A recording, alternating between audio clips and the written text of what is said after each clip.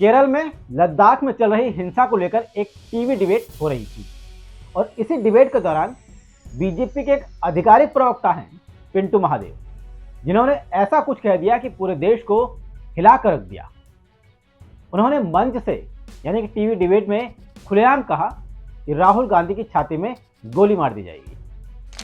ये कोई अफवाह नहीं है, यह ऑफ द रिकॉर्ड बात भी नहीं है, बल्कि ये लाइव टीवी पर दिया गया वो बयान है।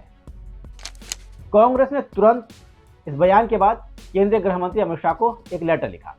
लेटर में लिखा गया, ये कोई तात्कालिक टिप्पणी नहीं बल्कि एक योजनाबद्ध तरीके से दी गई मौत की धमकी है उस नेता के खिलाफ जो हर भारतीय के हक की लड़ाई लड़ रहा है, यानी राहुल गांधी।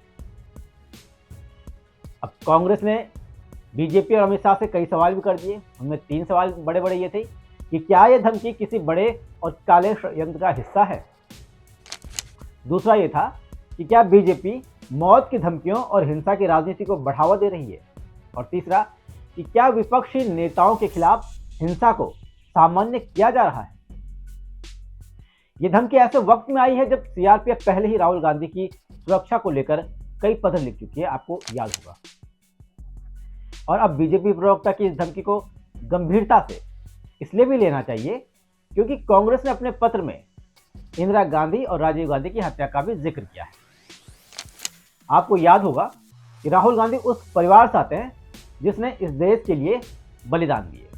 1984 में इंदिरा गांधी की शहादत हुई थी, फिर उनके बेटे राजीव गांधी की 1991 में हत्या हुई थी और अब राहुल गांधी को लाइव टीवी डिबेट पर धमकी दी गई है। इस घटना के बाद बीजेपी और अमित शाह को तुरंत पिंटू महादेव के खिलाफ सख्त कार्रवाई करनी चाहिए थी, सार्वजनिक माफी देनी चाहिए थी। और अगर ऐसा नहीं होता तो राष्ट्र को यह मानने का पूरा हक होगा कि शीर्ष नेतृत्व इस घृणित कृत्य में मूक सह भागीदार है। वहीं अब तक बीजेपी की तरफ से कोई बयान जारी नहीं हुआ है। लगभग 48 घंटे बीत गए हैं, न ही बीजेपी प्रवक्ता पिंटू महादेव पर कोई कार्रवाई की गई है और न ही धमकी की निंदा की गई है।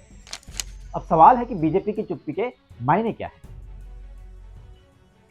ये पहली बार नहीं है, कई बार राहुल गांधी को इस तरह की धमकियां मिली है।